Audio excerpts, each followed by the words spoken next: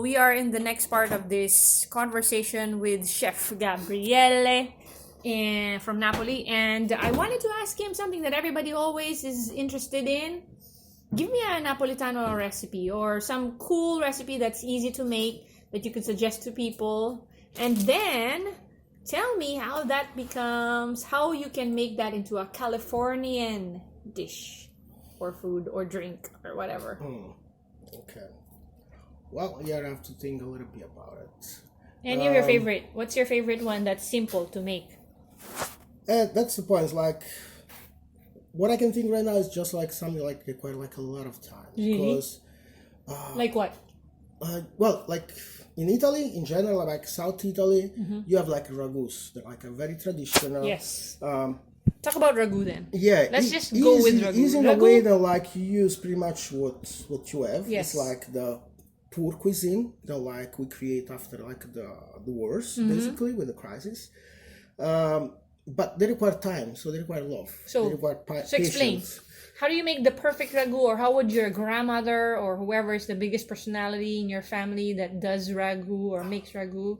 Well, a very traditional one. It's what it's called like Genovese sauce. Genovese. Yeah, then it's not to get confused with the pesto Genovese. Like it's the one with the basil, and it's like actually like a Napolitan traditional food. Okay. Even if it's called Genovese from the city of Genoa, but that's like another story behind. Correct.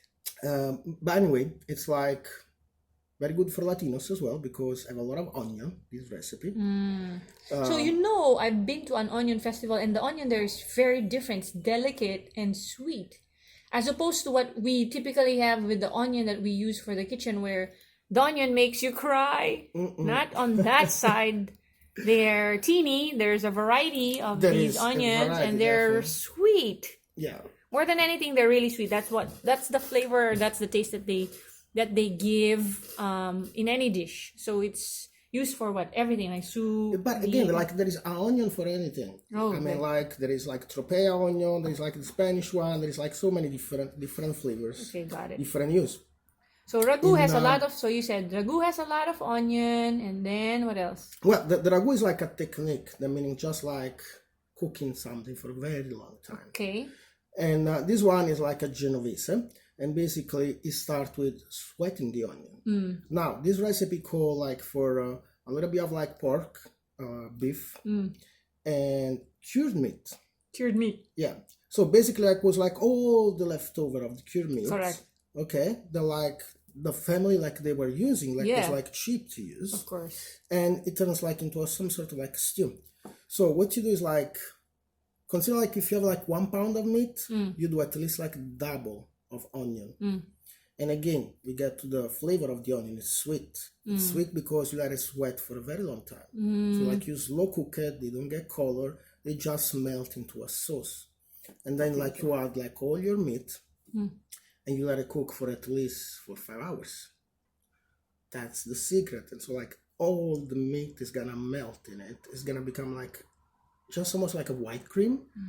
White? It's tomato based. No, there is no tomato in that one. Oh. Yeah. I mean, there is like a little bit of carrot, celery, onion. Yeah, maybe like you can put like some fresh tomato in it. I thought that is like when you say ragu, I always think tomato paste. Again, the ragu, it's like a technique. So it's nothing else than like a sauce that you cook for a very long time. It's like when you braise the meat. It's a technique. So it's like just meat, low temperature, cooked forever. Now the twist is, how do you make that Californian ragu?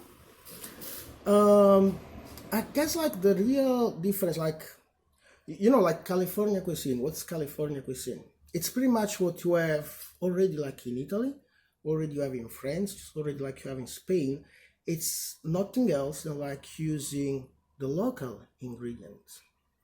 So there is not much like you can really twist it because the ingredient like you guys over here, it's pretty much like the same that like we have like on our Mediterranean diet, at least in California. Okay. Yeah, so there is like not really much that like you can change on it. Because you have like the same quality of ingredient like we could have down there. That's an insight. People don't know that. They only go by the label, which becomes it. That's the whole essence of it, is just the label, right? Labels. So now that we've sort of demystified some components of, signatures and cultures and style, we let's talk about other things with cooking. What is how much have you traveled when that's anchored on your profession, cooking, chef? Quite a lot. I mean, I guess it's part of being a chef, because you What's the most wanna exciting place? travel. Well, I mean, in Italy, definitely like Sardinia, Okay. the island of Sardinia, or up to Venice as well. Beautiful. I lived in England for a while. Okay. Then it's kind of like different weather, Yeah. different Oh gosh, ingredients. totally. Yeah, try to work with fresh tomato in England. I mean, good luck.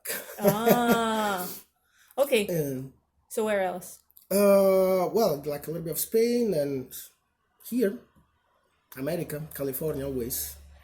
Now that you mentioned that, the question is, what do you think is the best route if people are wanting to be a chef? How do you start? Where do you begin? How do you succeed or not succeed? What is the idea? What's the real deal? What's the real story about the chef's life? Well, there is so many different ways to be a chef, but definitely two things. You want to start young, and you want to start from the dish pit, meaning you want to learn not just how to be a chef and the techniques and how to create a plate. I think like first, like you want to start to be a humble person, and you want to be organized, and that's the dish pit. So it's like, don't be afraid like to be the last one, because actually in the kitchen there is like not a last person. Everybody's like, it's important. Correct. Everybody play a role to actually serve the plate, because I mean in the end of the day it's like, if there is no dishwasher, there is no plate, there is no silverware, and there is like nowhere that like a chef can cook. So it's an entire team. Yeah, exactly. And that's where you start to like learn how to be organized, how to be fast, and how to be humble. And then you just, it's like a job like of a thief in the end of the day, because you just steal the ideas, steal the inspiration, steal the use of the ingredient of the other people that work with you, and putting like all the things that you see together, that will create like your personal way of cooking, your personal technique and everything. And that's why like it's very important, like if you want to grow in this business, you want to travel, you want to work with different people, you want to learn from one chef and then move on and see what the other chef have to do, and then see the next one. And that's like how you grow, and that's like how you create like your own style. That's correct. And the good thing, that the bad thing at the same time, is like you can never stop to learn. It's like it's challenging, it's competitive, and High pressure. yeah. But again, like that's the great side. It's the adrenaline, it's the pressure, and stopping learning, it's we don't like, you kind of like That's kick yourself out of the business, and that's the death of you. exactly. Yeah. So yeah, that's our lifestyle pretty much. So having said that, what do you think makes a person unsuccessful, aside from mentioning that when you stop learning is when you, what else are the indicators of how you're not going to succeed?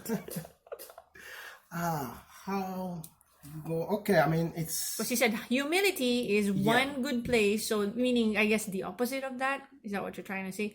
Like the opposite of that, if you're like so full of yourself. Exactly. I've seen some people who are super full of themselves in the kitchen that seem to be very popular. But that's television, if that's what you mean. So yeah, chefs are mean, chefs are intense. But in the same time, it's like they are really passionate, and like they are passionate about what they do, and that's why like they show emotion sometimes. Be like a critic person, or like just so full of yourself. Usually, like doesn't Work. that doesn't really fly, doesn't really work, because you have to think that like the chef is a leader as well, and you have like a crew that look after you, and you look after them. exactly. If you don't, it doesn't just flow. I mean, It seems like you have a lot of experience in that. How many years again you started at? I mean, I was 14 when I start. I'm 40 now, so you do the count. Whoa! And having said that, is there still something? Oh, well, you said that it's a continuous growth, but what's the next thing that you're excited to see that you're able to achieve or do, or stuff on your list? Well, I mean, like in this time of life, it's kind of hard to say what's gonna be next step. Okay, so it's just like make it through the day, right? Day by day. Yeah, pretty much for now is that. What's the biggest challenge that you have right now? Being in that space, in the food space. I mean, right now it's like a different challenge. Yeah. Like with the coronavirus going on, it's like a lot of business got hit, and like all this insecurity, all this Fear. different way of doing business. It's like before it was like dining, now we're moving like outside, then it's like pick up. What do you do? Well, kind of like surviving, like putting like food in containers. But that's like not the best aspiration like for a chef. Correct. But again, it's like that's our job. It's like situation change, Gotta. produce change, like weather change, season, different countries. So you always have like to adapt, and that's what keep us going.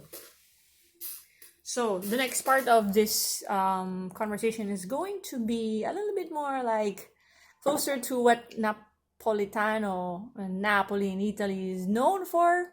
That's relationship, romance, kind of foo-foo stuff. So we'll get there, okay? Stay tuned.